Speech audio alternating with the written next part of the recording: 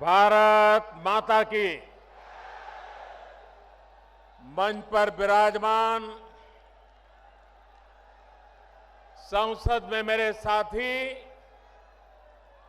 और उत्तर प्रदेश भारतीय जनता पार्टी के अध्यक्ष, युवा नेता श्रीमान केशव प्रसाद जी मौर्य, हम सबके मार्गदर्शक भारतीय जनता पार्टी के वरिष्ठ नेता आदरणीय डॉक्टर मुरली मनोहर जोशी जी, केंद्र में मंत्री परिषद के मेरे साथी साध्वी निरंजन ज्योति जी,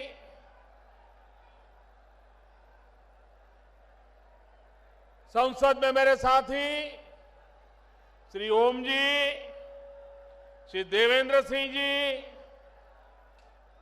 केंद्र में मंत्री परिषद के मेरे साथी श्रीमान राजीव प्रताप रूडी जी, विधायक एवं महासचिव श्री सलील बिश्नोई जी, प्रदेश सचिव श्रीमान स्वतंत्र देव पटेल जी,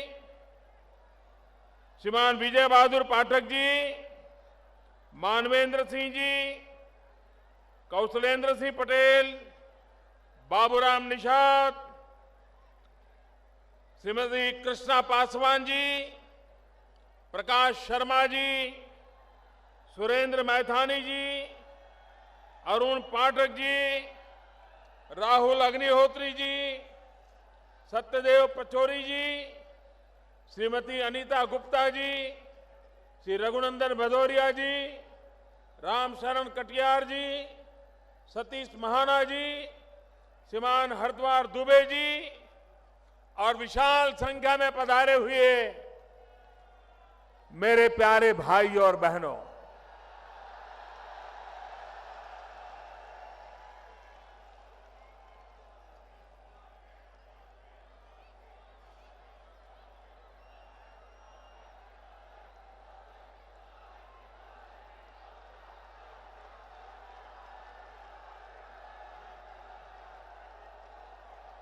पिछले कुछ दिनों में मुझे उत्तर प्रदेश में जहां जहां जाने का सौभाग्य मिला है, मैं देख रहा हूं उत्तर प्रदेश में परिवर्तन की लहर नहीं, परिवर्तन की आंधी चल पड़ी है, आंधी चल पड़ी। ऐसा लग रहा है कि आने वाले चुनाव में उत्तर प्रदेश का हर नागरिक परिवर्तन का संकल्प पूर्ण करने के लिए जी जान से जुट गया है। भाइयों बहनों, आपके बीच आने से पहले मुझे भारत सरकार के कार्यक्रम में शरीक होना था। यहीं पर पास में ही उस कार्यक्रम का समारोह था। अनेक प्रकार की नई योजनाएं खास करके उत्तर प्रदेश के नौजवानों के लिए, देश के नौजवान जिसके पास ऊर्जा है, ऐसे ऊर्जावान नौजवानों के हाथ में अगर हुनर आ जाए तो मेरा देश का ऊर्जावान नौजवान पूरे भारत को नई ऊर्जा दे सकता है, नई गति दे सकता है, विकास की नई उड़ान दे सकता है।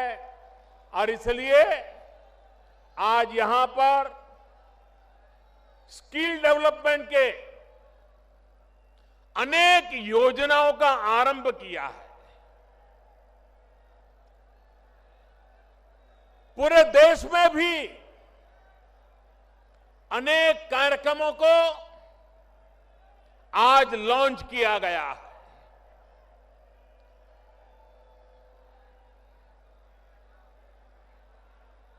देश और दुनिया में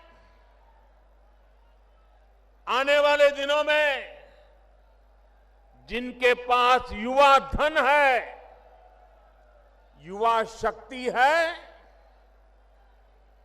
वे विश्व में अपनी ताकत दिखा सकता है, अपना अस्तित्व दुनिया के लिए उपकारक सिद्ध कर सकता है। भारत आज सौभाग्यशाली है कि भारत के पास 35 से कम आयु की संख्या 65% से ज्यादा है। जो देश नौजवान हो, जिस देश के पास ऊर्जावान युवा हो, वह देश दुनिया के सामने अपनी ताकत का परिचय करवा सकता है। लेकिन वो तब संभव होता है जब उसके हाथ में हुनर हो, काम का अवसर हो, देश में गति हो, विकास की उड़ान हो। तो भाइयों बहनों, भारत में गरीबी को खत्म करने में देर नहीं लग सकती। भाइयों बहनों, ये ताकत मेरे देश के युवा में है। आज हमने गैस पाइपलाइन का भी लोकार्पण किया, बिजली के लिए एक सबस्टेशन का भी लोकार्पण किया। ये प्रोजेक्ट एक प्रकार से ऊर्जा के प्रोजेक्ट है, एनर्जी के प्रोजेक्ट है। ये प्रोजेक्ट भी आर्थिक बदलाव लाने में ऊर्जा का काम करते हैं।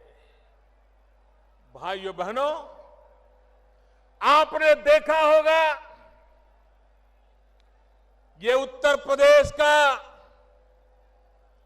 अधिकार है, ये उत्तर प्रदेश का गौरव है कि उत्तर प्रदेश ने देश को स्थिर सरकार देने में बहुत बड़ा योगदान दिया है। 30 साल तक देश में स्थिर सरकार नहीं थी। समझौते से गाड़ी चल रही थी, निर्णय नहीं होते थे। पूरी देर एक को संभालो तो दूसरा नाराज, दूसरे को संभालो तो तीसरा नाराज। वो अपनों को संभालने में लगे, देश को संभालने के लिए उनके पास समय नहीं था, देश को संभालने के लिए उनकी प्रायोरिटी नहीं। भाइयों बहनों, आज दिल्ली में आपने ऐसी सरकार बनाई है जो सरकार गरीबों को समर्पित है। पहले दिन से हमने जो जो योजना लाए हैं, वो सारी योजनाएं इस देश के गांव, गरीब, किसान, दलित, पीड़ित, शोषित, वंचित, माताएं, बहनें, युवा, उन्हीं के जीवन में बदलाव लाने के लिए हमारी सभी योजनाएं केंद्रित है। मैं हैरान हूं,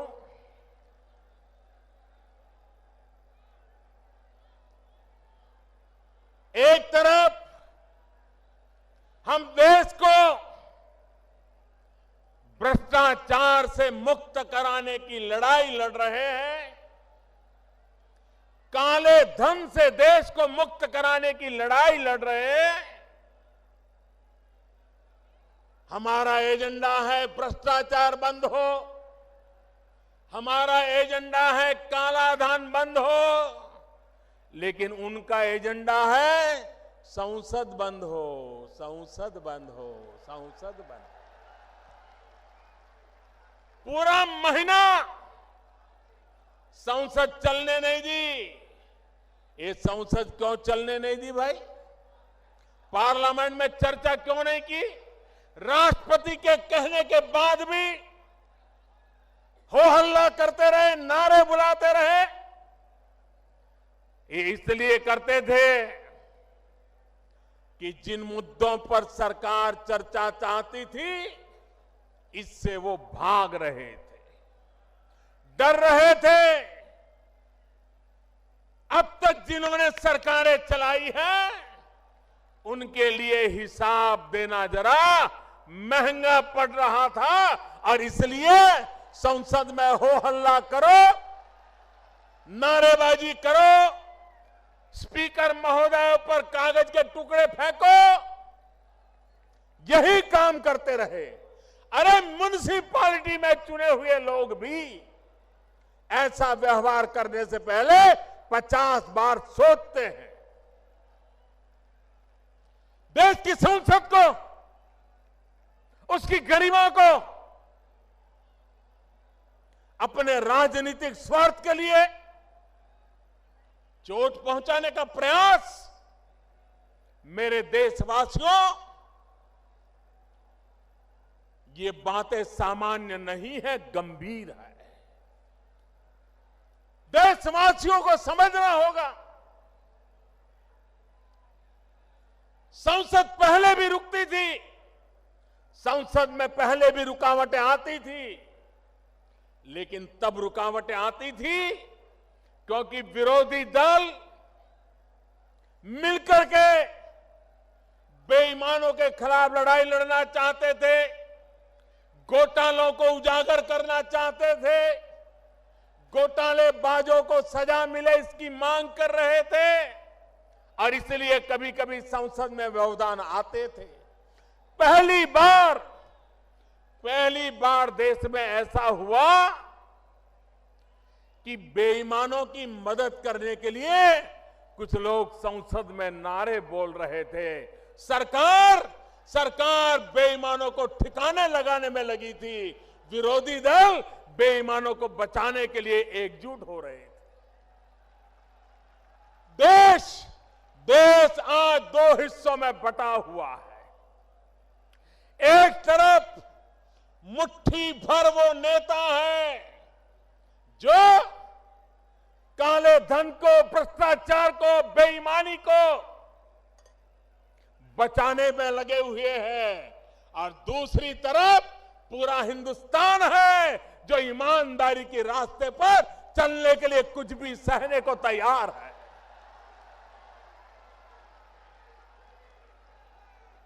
भाइयों बहनों, ये भ्रष्टाचार, ये काला धन, काला मन, काला कारोबार, यही है जिसने मध्यम वर्ग का शोषण किया है और गरीबों के हक को छीना है। भाइयों बहनों, आज दिल्ली में ऐसी सरकार बैठी है जो गरीबों को हक दिलाना चाहती है, जो मध्यम वर्ग को शोषण से मुक्त कराना चाहती है, जो देश में ईमानदारी के रास्ते पर आगे बढ़ना चाहती है और देशवासी जिस ईमानदारी के लिए पहचाने जाते हैं उसको लेकर के एक नई ताकत खड़ी करना चाहती है। लेकिन भाइयों बहनों, जिनको आदत बेईमानी की पड़ी है, जिनको आदत गलत काम करने की पड़ी है, उनसे अब देश ज्यादा अपेक्षा नहीं कर सकता है।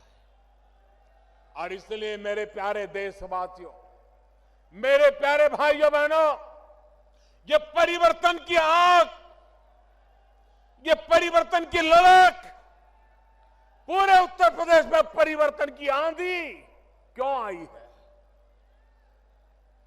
यहां के लोग गुंडागर्दी से तंग आ चुके हैं, तंग आ चुके हैं।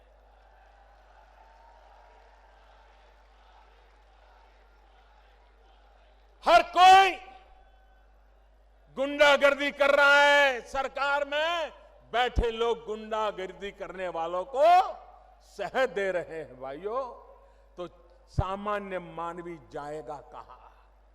उसका मकान छीन ले, उसकी जमीन छीन ले, वो जाएगा कहां? भाइयों बहनों, जब तक लखनऊ में सरकार नहीं बदलोगे, ये गुंडागिर्दी करने वाले ठिकाने नहीं लगने वाले। सामान्य मानवी को परेशान करने वाले लोग चुप बैठने वाले नहीं हैं।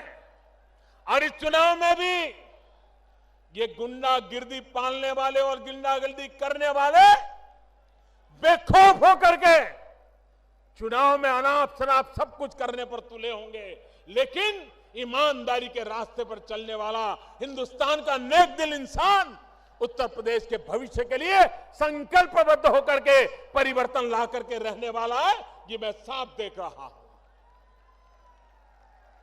भाइयों बहनों,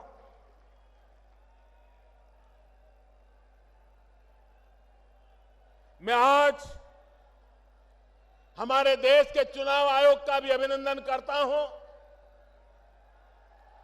उन्होंने देश के राजनीतिक दलों को भी काले धन से मुक्ति के लिए आह्वान किया है। भारतीय जनता पार्टी इसका स्वागत करती है। भाइयों बहनों, संसद के सत्र के पहले ऑल पार्टी मीटिंग में सभी राजनीतिक दलों के सभी वरिष्ठ नेताओं के बीच में मैंने उनके सामने आग्रह से कहा था कि देश ईमानदारी चाहता है, देश ईमानदारी के रास्ते पर आगे बढ़ना चाहता है। राजनीतिक दल, राजनेता, उनके प्रति जनता के दिल में अविश्वास भरा पड़ा है। लोकतंत्र में हम राजनेताओं की, राजनीतिक दलों की जिम्मेवारी है कि हम जनता को ईमानदारी का विश्वास दिलाएं। और मैंने कहा था कि इस बार संसद में हम खुल करके चर्चा करें, दो विषयों पर खुल करके चर्चा करें कि पॉलिटिकल पार्टियां, राजनीतिक दल, उनको चंदा कैसे मिलना चाहिए, ये चंदे का हिसाब किताब कैसे होना चाहिए, देश की जनता के सामने ये चंदे के संबंध में राजनीतिक दलों पे जो उंगलियां उठी रही है, क्या देश की जनता की इच्छा आकांक्षा के अनुकूल हम मिलकर के कोई रास्ता खोज सकते हैं कि नहीं खोज सकते? ये बात मैंने ऑल पार्टी मीटिंग में कही थी और मैंने आग्रह किया था कि सदन में इसकी चर्चा होनी चाहिए। मैंने दूसरी बात कही थी, जो हमारे देश के आदरणीय राष्ट्रपति जी ने भी अभी उसका उल्लेख किया। आदरणीय प्रणब मुखर्जी जी ने कहा कि हमारे देश में लोकसभा और विधानसभाओं के चुनाव अलग अलग होते हैं, उसके कारण देश पर बहुत बड़ा बोझ पड़ता है, काले धन के कारोबार को अवसर मिल जाता है। क्यों न देश में लोकसभा और विधानसभाओं के चुनाव साथ साथ कराने का वातावरण क्यों न बनाया जाए, व्यवस्था क्यों न खड़ी की जाए। आए दिन चुनावों के कारण गांव गांव में तनाव पैदा हो जाता है, सारी विकास की यात्रा रुक जाती है। अगर 5 साल में एक बार चुनाव हो, 5 साल सब सरकारें जो भी चुनकर आए वो काम करे। मैंने सभी पार्टियों को कहा था उस पर भी चर्चा होनी चाहिए, लेकिन सदन चलने नहीं दिया गया, क्योंकि ये दोनों बातें ऐसी थी कि जिससे ये चर्चा में भाग लेना नहीं चाहते थे। भाइयों बहनों, मैं इलेक्शन कमीशन से फिर से आग्रह करता हूं, किस बात को आगे बढ़ाए, देश के राजनीतिक दलों पर दबाव पैदा करें, सबसे मिलकर के चर्चा करके करें और हमारी सरकार जो फैसला होगा, जो जनता के हित में होगा, ईमानदारी के पक्ष में होगा, उसको तुरंत लागू करने के लिए प्रतिबद्ध है, ये मैं विश्वास दिलाना चाहता हूं। भाइयों बहनों, भ्रष्टाचार और काले धन के खिलाफ लड़ाई हर प्रकार से हमें जीतनी है। भ्रष्टाचार और काले धन से देश को मुक्त कराना है। हमारे देश की बर्बादी के मूल में यही बीमारी है जिसने गरीब को गरीब रहने के लिए मजबूर किया है। और इसलिए भाइयों बहनों, आवश्यक है कि हम इस लड़ाई में एक सिपाही बनकर के देश के उज्जवल भविष्य के लिए काम करें। भाइयों बहनों,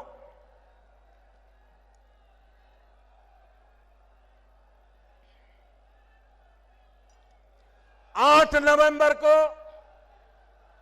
हमने नोटबंदी का निर्णय किया। आप जानते हैं कैसे कैसे लोगों के पसीने छूट गए हैं, जिन्होंने गरीबों का लूटा है। वे आज परेशानियां झेल रहे हैं, रास्ते खोज रहे हैं। गरीबों के घर जाकर के कतार लगा के खड़े हो गए थे कि मेरे पैसे हैं, कुछ तुम रख लो, बैंक में जमा कर दो ताकि मैं बच जाऊं। भाइयों बहनों, जब 1000 की नोट थी तो 100 की नोट को कोई पूछता नहीं था। अब 1000 और 500 की चली गई तो 100 वालों की ताकत बढ़ गई, ताकत बढ़ गई। वो भी दिन थे जब बड़े बड़े लोगों की पूछ होती थी, छोटे लोगों को पूछता नहीं था। अब छोटी नोट भी पूछी जाती है, पूजी जाती है, छोटे लोग भी पूछे जाते हैं, पूजे जाते हैं। ये बदलाव आया है। भाइयों बहनों, कांग्रेस पार्टी 35 साल पहले जो कानून बनाया था पॉलिटिकल पार्टियों के हिसाब किताब के संबंध में, हमारी सरकार ने उसमें फुल स्टॉप कॉमा को भी हाथ नहीं लगाया है। और कल मैंने देखा कांग्रेस के नेता हमें बदनाम करने के लिए उछल पड़े थे। मैं जरा कांग्रेस वालों को याद कराना चाहता हूं, कांग्रेस पार्टी के लोग सीना तान करके मीडिया के सामने बोलते थे, बेशर्मी के साथ बोलते थे। जब सीताराम केसरी कांग्रेस पार्टी के कोषाध्यक्ष हुआ करते थे, परमानेंट कोषाध्यक्ष थे, और सीताराम केसरी कैसे कोषाध्यक्ष थे तो खुद कांग्रेस के लोग बोलते थे, न खाता न वही, जो केसरी कहे वो ही सही। न खाता न वही, केसरी कहे वो ही सही। ये तो उनके हिसाब किताब के तरीके थे। देश की जनता को कभी हिसाब न देना, भ्रष्टाचार पनपे तो पनप देना, खुद के फायदे में जो हो वो करते रहना। इसी का परिणाम है कि देश तबाह हो गया है। भाइयों बहनों, हम विकास की नई ऊंचाइयों पर देश को ले जाना चाहते हैं। आप मुझे बताइए, आजादी के 70 साल बाद उत्तर प्रदेश में इतनी सरकारें आके गई, इतने सारे प्रधानमंत्री बने उत्तर प्रदेश से, उसके बावजूद भी उत्तर प्रदेश में करीब 1500-1600 गांव ऐसे हैं जहां पर 21वीं सदी में भी बिजली का खंभा नहीं पहुंचा, बिजली का तार नहीं पहुंचा, बिजली का लट्टू नहीं लगा। क्यों भाई? मेरे उत्तर प्रदेश के उन 1500-1600 गांवों का क्या दोष है कि उनको 18वीं शताब्दी में जीने के लिए मजबूर किया गया? क्या कारण है? भाइयों बहनों, मैंने लाल किले पर से आह्वान किया था पिछले वर्ष और मैंने कहा था 1000 दिन में हिंदुस्तान के जो 18,000 गांव, जिसमें उत्तर प्रदेश के 1500-1600 गांव है, 1000 दिन में मैं बिजली पहुंचा दूंगा। भाइयों बहनों, आज बड़े संतोष के साथ मेरे उत्तर प्रदेश के भाइयों बहनों को मैं कहना चाहता हूं, जो 1500-1600 गांव थे उसमें अब 70-72 गांव बाकी रहे हैं। बाकी गांवों में बिजली पहुंच गई, लोगों ने बिजली घरों में लेना शुरू कर दिया। भाइयों बहनों, जो 70-72 गांव बाकी रहे हैं उसमें भी 50 गांव ऐसे हैं जहां कोई लोग ही नहीं रहते, सिर्फ कागज पर गांव का नाम बचा है। एक प्रकार से सिर्फ 20-22 गांव बाकी है जिसका काम तेजी से चल रहा है। अगर यहां की सरकार रुकावट न डाले तो वो काम भी बहुत तेज गति से पूरा कर देंगे। ये मैं हिसाब आपको दे रहा हूं। भाइयों बहनों, एक समय था गैस का कनेक्शन लेना हो, गैस सिलेंडर लेना हो तो कितने पापड़ बेलने पड़ते थे। ये माताएं बहनों ने तो कभी सोचा भी नहीं था, गरीब माँ बाप बहनों ने, कि कभी उनके घर में भी गैस का चूल्हा होगा, गैस का सिलेंडर होगा और फटाक से खाना पका करके, खाना बच्चों को खिला करके रोजी रोटी कमाने के लिए जा पाएंगे। कभी सोचा तक नहीं। हमने बीड़ा उठाया है। 3 साल के भीतर भीतर हिंदुस्तान के गरीब परिवारों में गैस का कनेक्शन देना, गैस का सिलेंडर पहुंचाना और लकड़ी के चूल्हे से सहज बर्बाद हो रही मां बहनों को बचाने का हमने बीड़ा उठाया है। और आज अकेले उत्तर प्रदेश में लाखों परिवारों में कोई भ्रष्टाचार की शिकायत नहीं है, कोई भाई भतीजेवाद की शिकायत नहीं है, कोई जातिवाद की शिकायत नहीं है। जिसका भी नाम गरीबी की रेखा के नीचे रिकॉर्ड पर लिखा है, 35 लाख से ज्यादा लोगों के घरों में गैस का कनेक्शन पहुंच गया, गैस का चूल्हा जलने लग गया, बच्चों को अच्छा खाना मिलना शुरू हो गया। भाइयों बहनों, अगर काम करना चाहे तो काम कैसे हो सकता है, इसका ये उदाहरण आप दे सकते हैं। भाइयों बहनों, ये उत्तर प्रदेश कोई साल ऐसा नहीं जाता है जबकि गन्ना किसान परेशान न होता हो। मिले समय पर चालू न होना, गन्ना किसानों को पैसा नहीं मिलना, मिले देर से चालू करने के कारण गन्ने का वेट कम होता है, मिलों वालों को मुनाफा होता है। पहली बार भाइयों बहनों समय पर मिले चालू हुई है और गन्ना किसानों के 2013, 14, 15 में जो बकाया राशि 20-22 हजार करोड़ थी, उसको भुगतान करने में हमारी सरकार ने सफलता पाई है। भाइयों बहनों, यह काम होता है और इसलिए हम देश के किसान को भी ताकत देना चाहते हैं। सॉइल हेल्थ कार्ड, यूरिया का निम कोटिंग, आप जानते हैं यूरिया का क्या उपयोग होता था।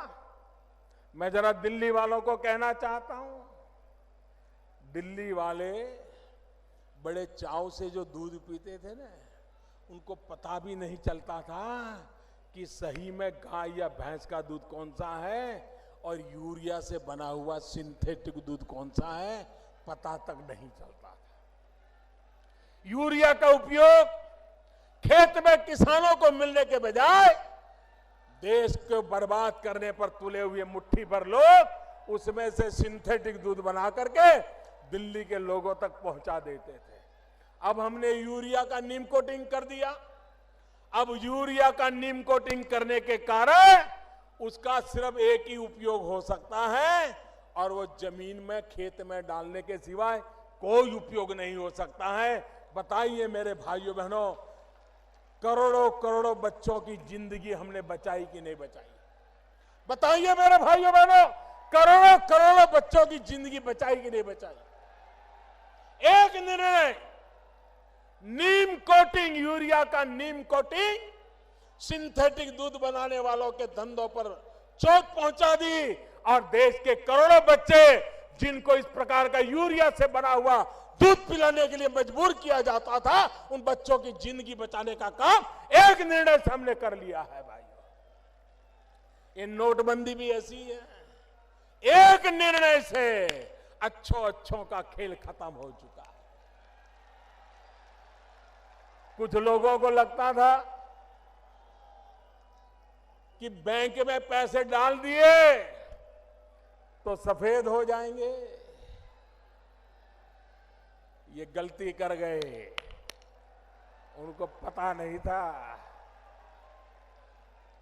ये सरकार ईमानदारी की सरकार है, ईमानदारी के लिए सरकार है, ईमानदारों के कारण ये सरकार है। और इसलिए जो सरकार ईमानदारों के कारण हो, जो सरकार ईमानदारी के लिए हो, जो सरकार ईमानदारों के लिए हो, उस सरकार को कम मता किए फंस गए। उनको लग रहा था अब हमने टेक्नोलॉजी से ढूंढ रहे हैं कहां से रुपया आया, कब आया, वो आया था वो कौन था, सीसीटीवी कैमरा में देखा जा रहा है। और आपने देखा होगा दमादम रुपये पकड़े जा रहे हैं कि नहीं पकड़े जा रहे हैं। पहले कभी ये दृश्य देखा था? पहले कभी देखा था ये लूटने वालों पर हाथ लगाने की किसी की ताकत थी? भाइयों बहनों, आज हिंदुस्तान के हर कोने में जिन्होंने देश के गरीबों के साथ खिलवाड़ किया है, उनका हिसाब मैं चुकता कर रहा हूं भाइयों। मैं जानता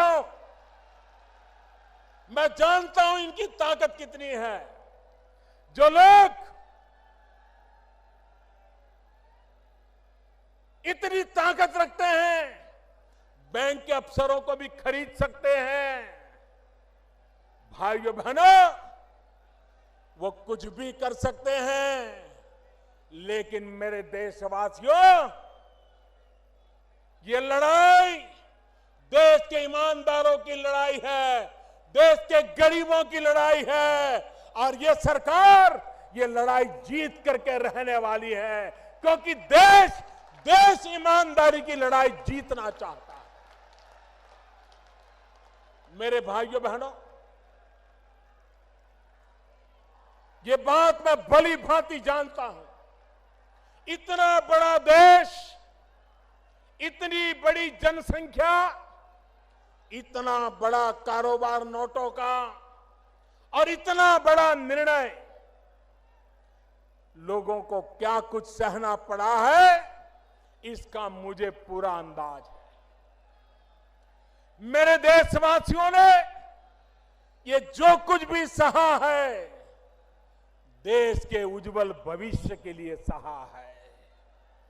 मेरे देशवासियों ने 8 नवंबर से आज तक भांति भांति के कष्ट झेले हैं, लेकिन मेरे देशवासियों, आपने जो कष्ट झेला है वो अपने स्वार्थ के लिए नहीं झेला है, देश के स्वार्थ के लिए झेला है, देश की भलाई के लिए झेला है। और इसलिए भाइयों बहनों, आपको कभी निराश होने का अवसर नहीं आएगा, क्योंकि इसके साथ ईमानदारी है, पवित्रता है, प्रामाणिकता है। भाइयों बहनों, मैंने पहले दिन से कहा है कि 50 दिन तक एक कठिनाई, भांति भांति की कठिनाइयां आती रहेगी। कभी कम दिखती होगी, कभी बढ़ती दिखती होगी। 50 दिन तक ये होने वाला है, ये मैंने पहले दिन कहा था। और 50 दिन के बाद ये कठिनाइयां बढ़ना बंद कर देगी, बढ़ नहीं पाएगी। कठिनाइयां कम होने की शुरुआत हो जाएगी। ये मैंने पहले दिन कहा था, आज दोबारा कह रहा हूं। भाइयों बहनों, जो लोग एटीएम के ऊपर कतार लगा के खड़े रहते हैं, जो लोग बैंक में पैसे लेने जाते हैं, मैं जरा हमारे विरोधियों से कुछ सवाल पूछना चाहता हूं। एक तरफ वो कहते हैं कि लोगों का बैंक में खाता ही नहीं है, खाता ही नहीं है। दूसरी तरफ कहते हैं कि लोग बैंक में पैसे लेने, गरीब आदमी जाता है, उसको पैसा नहीं मिलता है। भाई एक चीज तो सच बताओ, एक तरफ कहते हो गरीब का खाता नहीं, दूसरी तरफ कहते हो गरीब पैसे लेने जाता है, मिलता नहीं। जनता को गुमराह करने के लिए झूठ क्यों बोलते हो? ये लोग, जब मैं कहता हूं digital, online, less cash, need based cash, भाइयों बहनों, एक जमाना था बड़ा चांदी का रुपया होता था तभी बाजार में चलता था। बदलते बदलते बदलते कागज की नोट तक रुपया आ गया। भाइयों बहनों, अब तो वक्त वो आया है कि हाथ लगाए बिना भी मोबाइल फोन से रुपयों का कारोबार किया जा सकता है। आपकी मोबाइल फोन ही आपकी बैंक बन जाती है। चाय पी करके मोबाइल फोन से पैसे दिए जा सकते हैं, चाय पीने वाले से मोबाइल से पैसा लिया जा सकता है, नोटों के बिना किया जा सकता है। जब मैं ये बताता हूं तो ये लोग क्या कहते हैं, कर इस देश में कहां लोगों के पास मोबाइल फोन है, इस देश में कहां ये है। यही लोग हर चुनाव में ये भाषण देते थे कि राजीव गांधी प्रधानमंत्री थे, वो हिंदुस्तान में कंप्यूटर युग लाए। राजीव गांधी प्रधानमंत्री थे, इस देश में मोबाइल फोन लाए। राजीव गांधी प्रधानमंत्री थे, इस देश के गरीबों के हाथ में उन्होंने मोबाइल फोन दे करके एम्पावरमेंट किया। यही भाषण ये लोग करते थे। लेकिन अब जब मैं कह रहा हूं कि मोबाइल फोन को बैंक बना दो, तो कहते हैं मोबाइल फोन है ही कहां, गरीब के पास मोबाइल है कहां। इतना झूठ बोलते हो आप लोग। यही लोग ढोल पीटते थे कि राजीव गांधी ने मोबाइल फोन दिया। अब मैं कहता हूं मोबाइल फोन का बैंक मिलेगा, तो कहते हैं मोबाइल फोन है ही नहीं। आप इनको पहचानो, एक कितना झूठ बोलते हैं। ये लोग गुमराह कैसे करते हैं, लोगों को भड़काने का काम कैसे करते हैं। भाइयों बहनों, ये सरल कारोबार है और भारत सरकार ने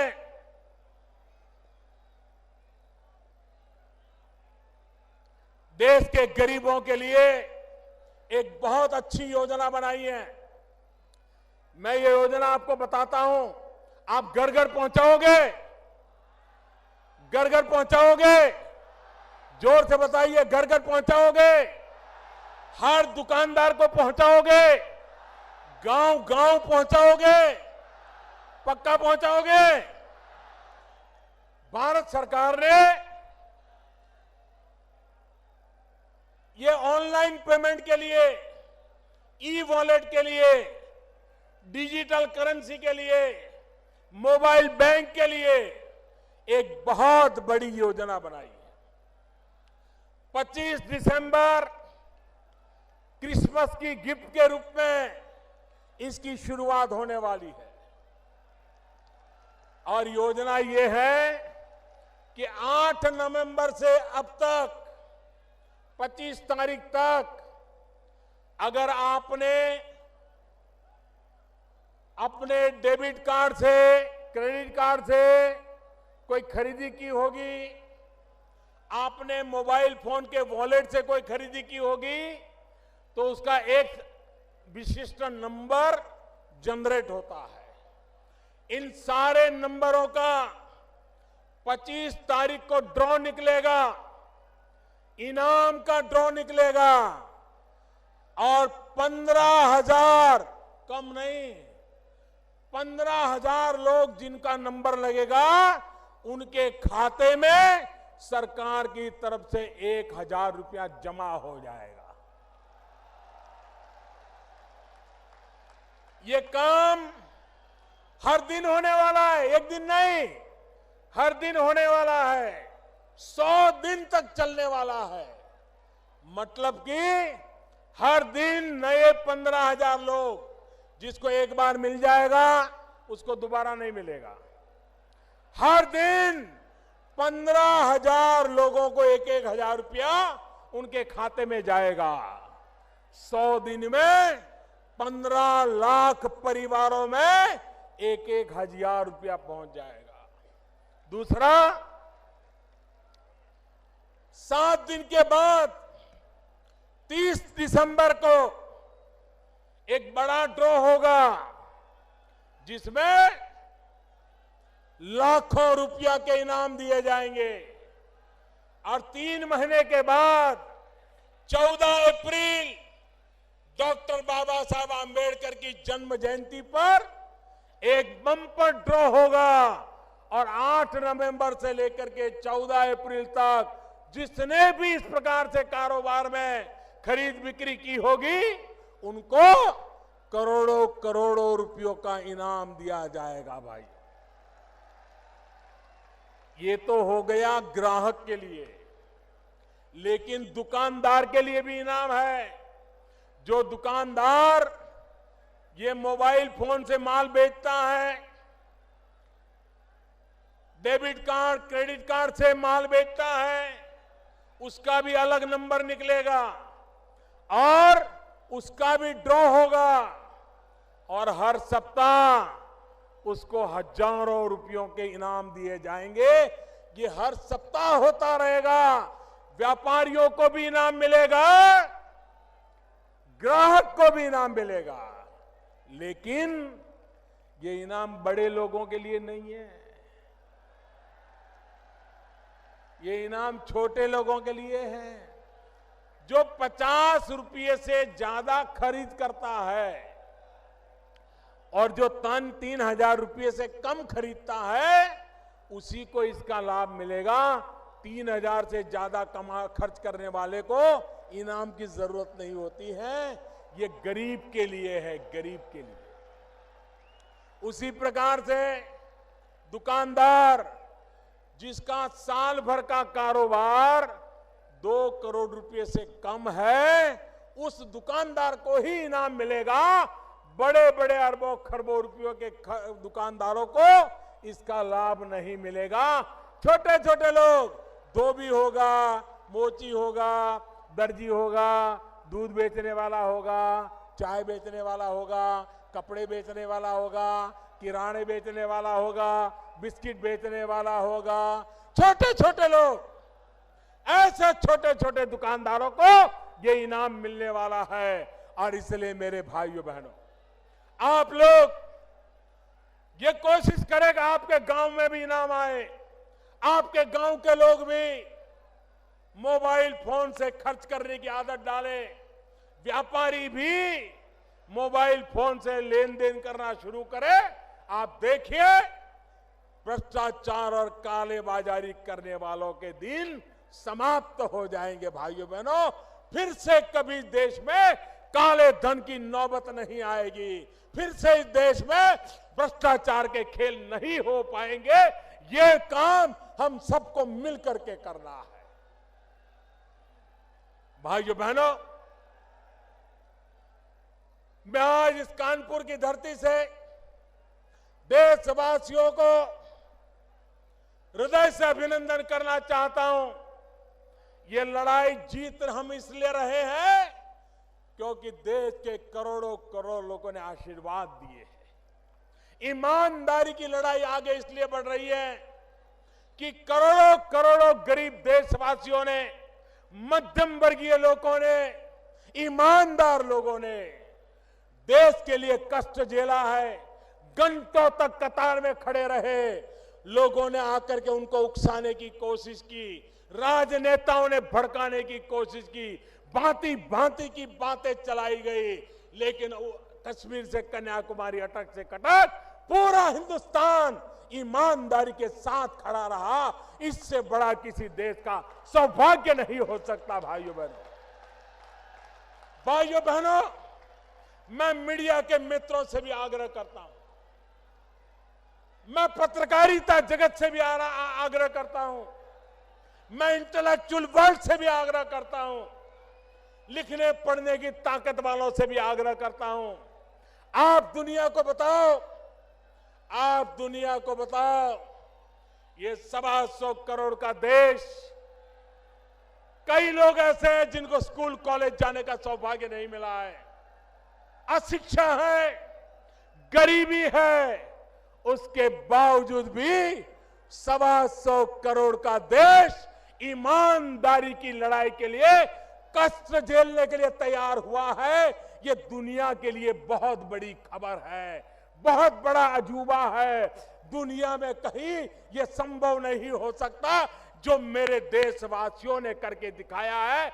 उनके जितने गीत गाए उतना कम है, उनके जितने गुणगान करे उतना कम है। दुनिया को भारत की ताकत का परिचय कराए उतना कम है। और इसलिए मैं बुद्धिजीवियों से कहना चाहता हूं कि भारत के गरीब ने, भारत के अनपढ़ व्यक्ति ने, भारत के ईमानदार व्यक्ति ने जो ताकत दिखाई है, उससे जरा दुनिया को परिचय करवाइए। ये मेरे देश की ताकत है, इसी ताकत से देश आगे बढ़ने वाला है। भाइयों बहनों, जब अच्छा करते हैं तो तप करना पड़ता है, तपस्या करनी पड़ती है और तप झेलना भी पड़ता है। मेरे देशवासियों ने अद्भुत कमाल की है भाइयों, अद्भुत कमाल की। इतिहास इस घटना को इसलिए याद नहीं करेगा कि कौन प्रधानमंत्री था और किसने निर्णय किया था। इतिहास इस घटना को इस रूप में देखेगा कि 125 करोड़ का देश ईमानदारी के लिए कैसे खड़ा हो गया था। यह इतिहास दर्जित करने वाला है। इस लड़ाई का विजय किसी प्रधानमंत्री का नहीं है, इस लड़ाई का विजय किसी दल का नहीं है, इस लड़ाई का विजय किसी सरकार का नहीं है। यह लड़ाई का विजय ईमानदार देशवासियों का विजय है, ईमानदारी का विजय है। ईमानदारी पर देश को आगे ले जाने की लड़ाई का विजय है। और इसलिए मेरे प्यारे भाइयों बहनों, आपने जो आशीर्वाद दिया है, आपने जो आशीर्वाद दिया है, इसको मैं शत शत नमन करता हूं। मुझे फिर एक बार भाइयों बहनों, मुझे बताइए, हाथ ऊपर करके बताइए, ईमानदारी की लड़ाई लड़नी चाहिए कि नहीं लड़नी चाहिए? बेईमानी खत्म होनी चाहिए कि नहीं होनी चाहिए? भ्रष्टाचार जाना चाहिए कि नहीं जाना चाहिए? काला धन मिटना चाहिए कि नहीं मिटना चाहिए? काला धन के कुबेरों को सजा होनी चाहिए कि नहीं होनी चाहिए? देश का शुद्धिकरण होना चाहिए कि नहीं होना चाहिए? आप मुझे दोनों हाथ ऊपर करके आशीर्वाद दीजिए, आप मुझे आशीर्वाद दीजिए। आप ही की ताकत के बदौलत, आप ही की ताकत के बदौलत ये देश जीतने वाला है, ये देश ईमानदारी के रास्ते पर चलने वाला है। भाइयों बहनों, आओ आओ हम मिलकर के आगे बढ़े और जो सपना लेकर के निकले हैं उस सपने को पूरा करके रहे। बहुत बहुत धन्यवाद, बहुत बहुत धन्यवाद आपका। मैं आपका बहुत बहुत आभारी हूं।